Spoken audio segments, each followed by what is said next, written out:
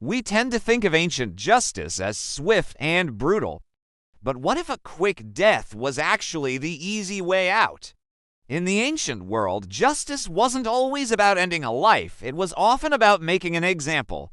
It was about engineering a public spectacle of suffering so intense that it would be burned into the minds of everyone who saw it. These weren't just executions. They were theatrical displays of power designed for maximum agony and public humiliation. Today, we're exploring some of the most gruesome punishments ever devised, methods of retribution that reveal the darkest corners of human ingenuity. These are stories from a time when the line between justice and cruelty wasn't just blurred, it was often erased completely. At number 10, we head out to the high seas for a punishment born from the unforgiving world of maritime law keelhauling.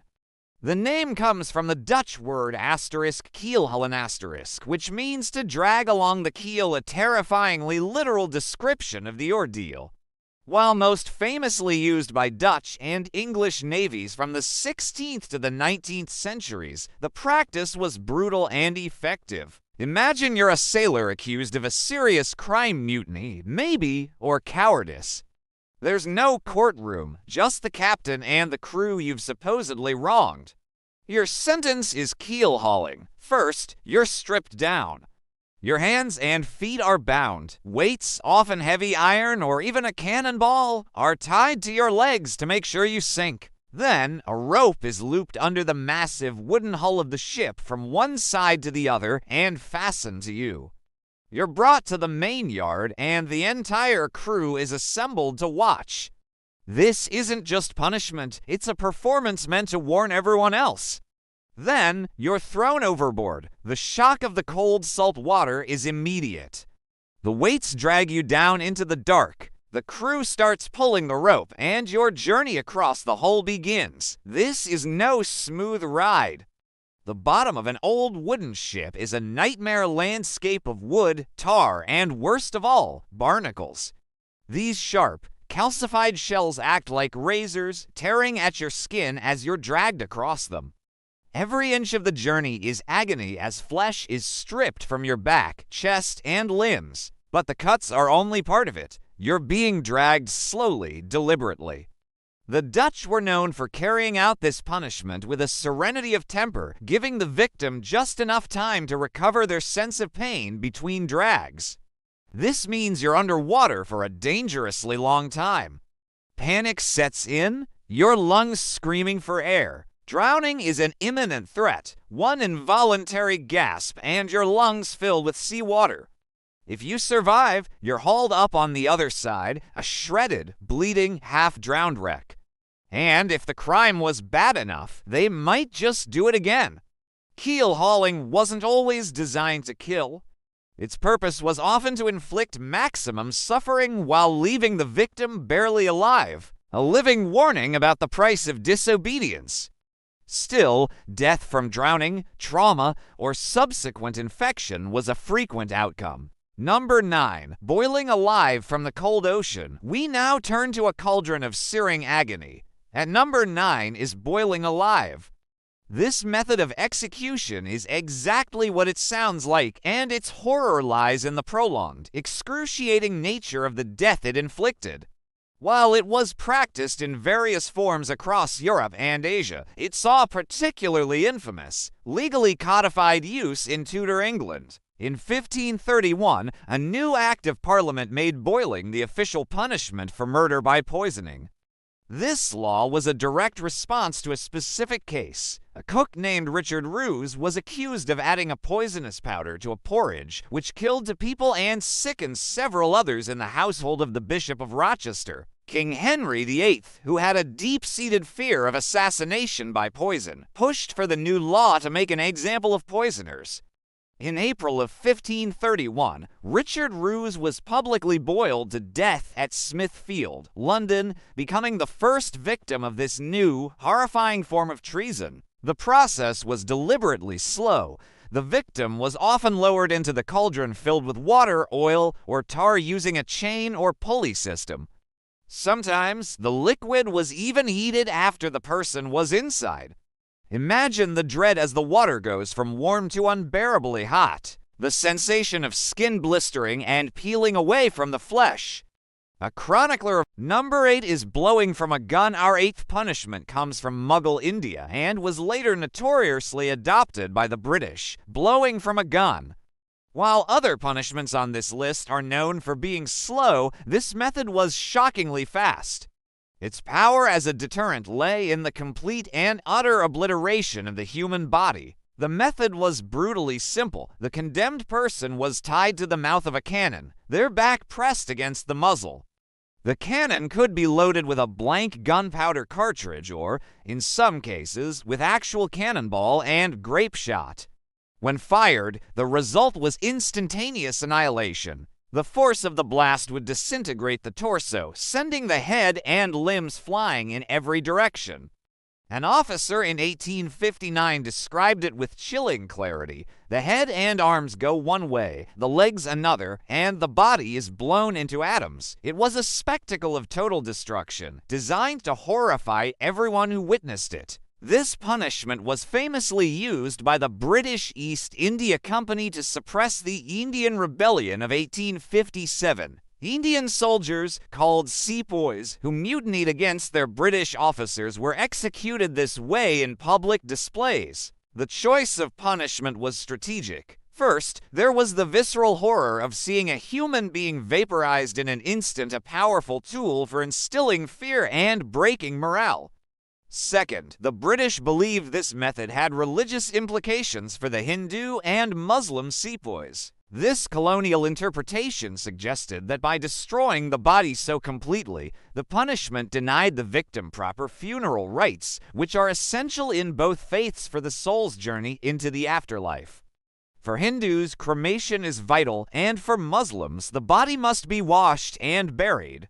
Making these rituals impossible added a layer of spiritual terror to the physical horror. While the mules used this punishment before the British, this specific religious aspect was a key part of the British colonial strategy. It was a punishment not just about pain, but about eradication, designed to show a power so absolute it could erase a person from existence. Number 7. The breaking wheel. Number 7 brings us one of the most iconic symbols of public torture in Europe. The breaking wheel, also known as the Catherine wheel, used for centuries, with its first clear records appearing in the medieval period around the 13th century. This punishment was engineered to destroy the body systematically while keeping the victim alive for as long as possible. The wheel was reserved for those convicted of the most serious crimes, like aggravated murder or treason. The execution itself was a gruesome public spectacle. The condemned was tied to the ground or a special frame, and the instrument of torture was a heavy wooden wagon wheel. There were two main ways this went down. In the first, the executioner would lift the heavy wheel and crash it down onto the victim's limbs, methodically shattering the shins, thighs, and arms. Sometimes, sharp-edged blocks were placed under the joints to make sure the bones shattered completely. In the second, more infamous version, the victim was tied asterisk to asterisk the wheel itself, their limbs splayed out along the spokes. The executioner then used a heavy iron bar to break their bones one by one. But the horror didn't stop there. After the breaking was done, the victim's mangled limbs were woven through the spokes of the wheel. The wheel was then hoisted onto a tall pole, lifting the still living victim high above the crowd. There, they were left to die from shock, dehydration, or blood loss, which could take hours or even days. Their broken bodies served as a gruesome billboard of justice, a warning to all. In some cases, a mercy blow to the chest or neck was granted to end the suffering, but for most, there was no such kindness. The breaking wheel was a ritual of destruction, transforming a human being into a public monument of agony. Number 6. Impalement. This next punishment is so tied to one man, his name has become a synonym for cruelty, Vlad the Impaler.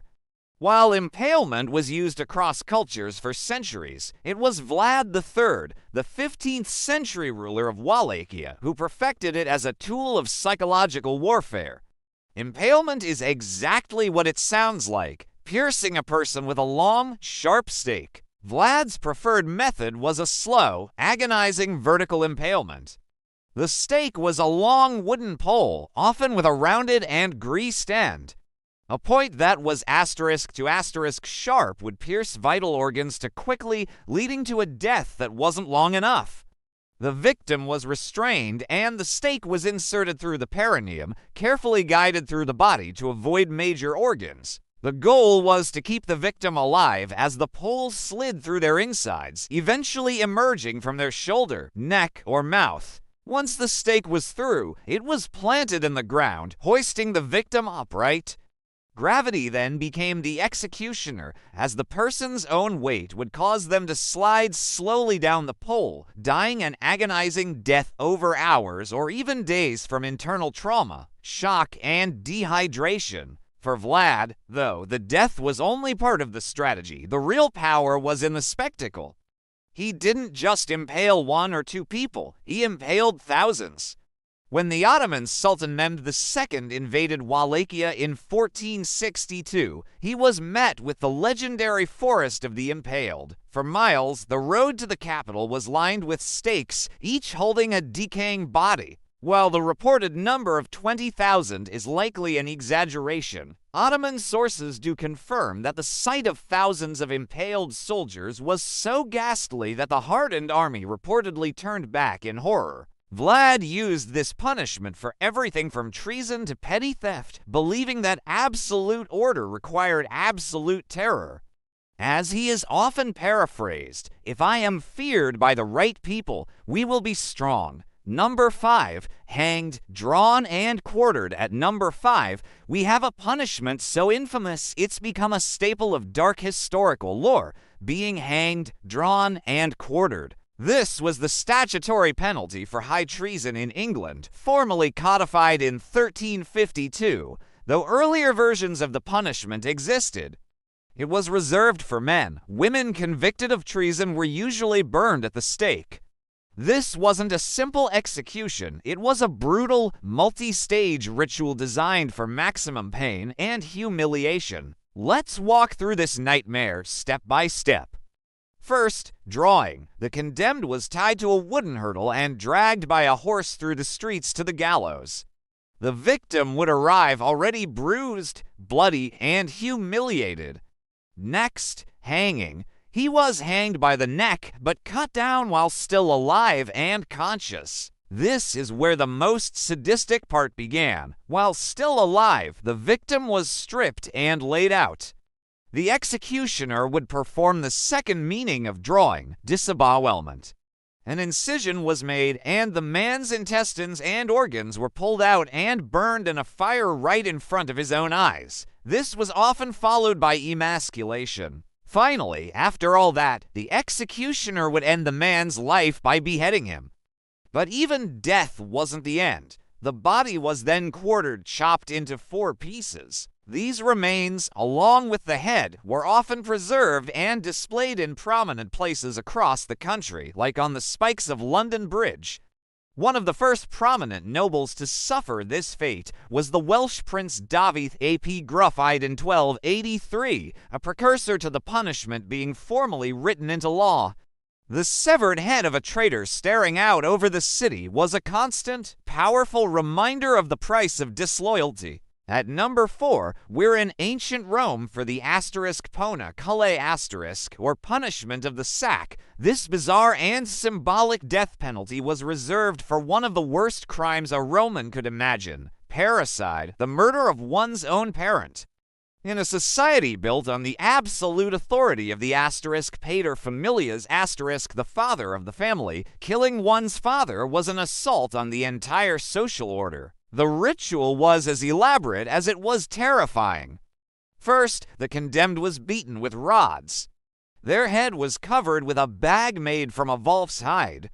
Then came the sack, a large, waterproof leather bag. The condemned was forced inside, but not alone. Sewn into the sack with them was a collection of live animals. While the exact combination varied over time, the most famous version included a dog, a rooster, a viper, and a monkey. Early accounts sometimes only mention snakes. Once the person and the frantic animals were sealed in darkness, the sack was thrown into a river or the sea. Imagine the terror, trapped in a dark, enclosed space, running out of air, surrounded by panicked, aggressive animals clawing and biting in a desperate frenzy as the sack fills with water. The victim would die from drowning, but only after being mauled in a chaotic, watery tomb. The symbolism was profound. By being sewn into a sack, the offender was denied contact with the elements. They couldn't breathe the air, be cleansed by the water, or have their bones touch the earth. They were being utterly erased from the natural world. The Emperor Hadrian later decreed that if the sea wasn't nearby, the condemned could instead be thrown to wild beasts in the arena. The Poena Cullei is a chilling example of the Roman obsession with symbolism, a punishment designed to mirror the unnatural horror of the crime itself. Our number 3 entry comes from Imperial China, a method so brutal its name in the West became a synonym for extreme torture. Lingchi or death by 1,000 cuts, practiced from around the 10th century until it was banned in 1905. Lingchi was reserved for the most heinous crimes, like high treason or murdering one's parents. The horror of Lingchi was its methodical, prolonged, and public nature. It was designed to work on 3 levels: as the ultimate public humiliation, as a slow and lingering death, and as a punishment that extended into the afterlife. The condemned was tied to a wooden frame in a public place.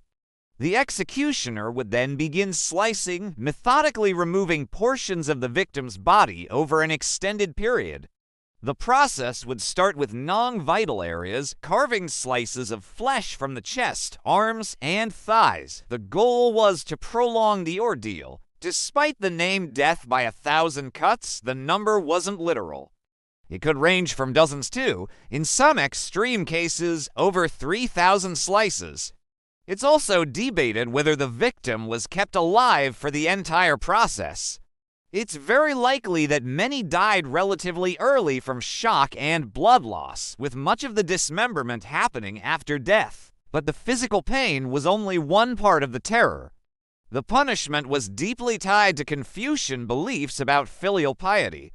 Your body was considered a gift from your parents, and to have it mutilated was the ultimate disgrace, shaming you and your ancestors.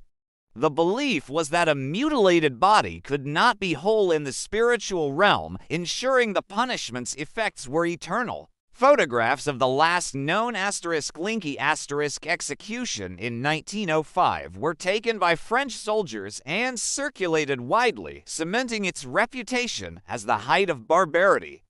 The process would end with a final cut to the heart or decapitation. Lingchi was the ultimate demonstration of state power, a punishment that didn't just take a life, but deconstructed a person piece by agonizing piece. Our runner-up is a ritual so horrific it straddles the line between history and legend. The blood eagle, attributed to the Norse Vikings, this method is described in late skaldic poetry and sagas. Whether it was ever actually practiced is fiercely debated by historians. So, was it real? Many scholars argue it was a literary invention or a misunderstanding of complex poetry, possibly amplified by Christian writers to portray Vikings as savages. There's no contemporary account or archaeological proof.